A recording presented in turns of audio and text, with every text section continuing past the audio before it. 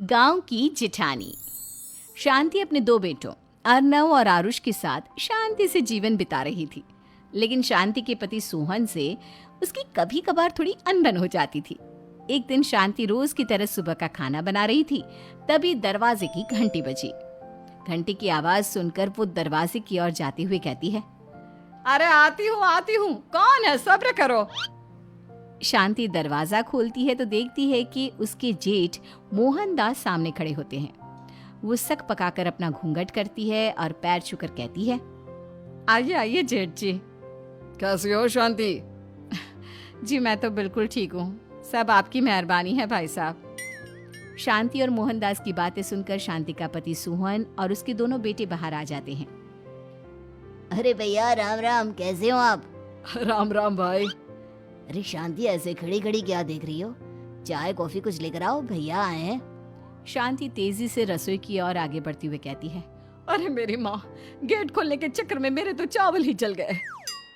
वो दौड़ी दौड़ी रसोई में जाती है और देखती है कि सारे चावल जल गए हैं।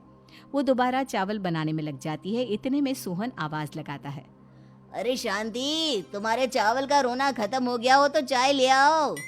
जी लाती हूँ अभी। शांति जल्दी जल्दी चाय बनाती है और मोहनदास को चाय देती है। सब एक दूसरे की खैर खबर पूछते हुए चाय पीते हैं। चाय खत्म होती ही मोहनदास शांति की ओर देखते हुए मजाक में कहते हैं, शांति, अब तुम्हारी चाय में दम नहीं रहा, अब हमें चाय बनाने वाली बदलनी पड़ेगी। ये कैसे मुमकिन होगा जेठ जी? घर और बाहर का सारा काम मुझे ही करना पड़ता है और कभी कभी जल्दी जल्दी के चक्कर में काम बिगड़ जाते हैं, जैसे आज चावल जल गए। अरे इसी का तो हल लेकर आया हूँ। मैंने रिश्ता देखा है अर्नव और आरुष के लिए। दोनों लड़कियाँ बहुत सुंदर और सुशील हैं।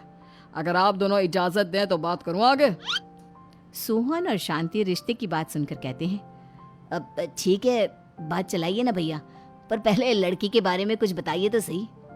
हाँ हाँ भाई साहब, लड़की कैसी है, परिवार कैसा है, कहाँ के रहने वाले हैं? देखो, परिवार तो बहुत अच्छा है, पर वे दोनों लोग बहुत गरीब हैं। दहेज में कुछ मिलेगा नहीं। अरे हमें दहेज में कुछ चाहिए भी नहीं, बस लड़की संस्कारी होनी चाहिए। एक लड़की तो पढ़ी लिखी है और शहर की रहने वाली है, पर दूसरी अपनी गरीबी की वजह से पढ़ न सकी और गांव में रहती है। लेकिन दोनों है बहुत खूबसूरत। अगर तुम सबको देखते ही पसंद ना आ जाए तो मेरा नाम बदल देना। हाँ, पर तो हम आंखें मूंद कर भरोसा कर सकते हैं भैया। आप आगे बात चलाइए, हम शादी करने को तैयार हैं। कुछ ही दिन में अर्नव और आरुष की शादी हो जाती है। आरुष की शादी अनपढ़ लड़की मंजरी से हो जाती है, जो कि बहुत भोली भी होती है, और अर्नव की शादी पढ़ी लिखी लड़की तनुजा से हो जाती है, जो कि घमंडी और चालू होती है। एक दिन मंजरी घर के काम कर रही थी कि अचानक शांति उसे आवाज लगाती है, बड़ी बहू, ओ बड़ी बहू, मंजरी जल्दी यहाँ आओ। मंजरी जल्दी जल्दी शांति के पास जाती है।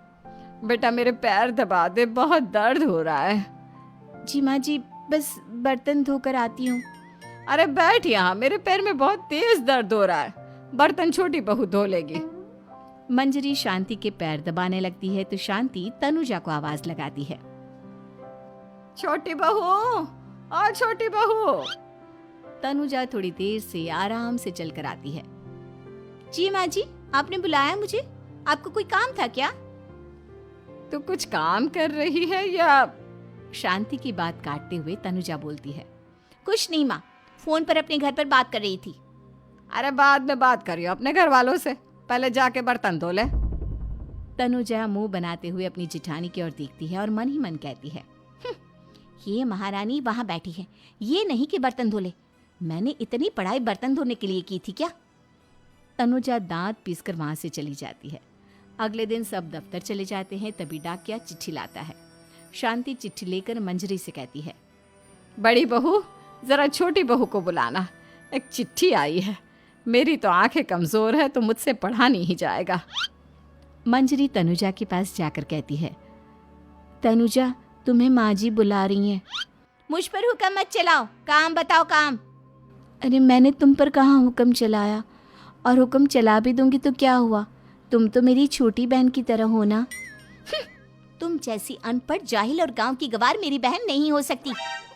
बेचारी मंजरी तनुजा की बात सुनकर अपना सा मुंह लेकर रह गई।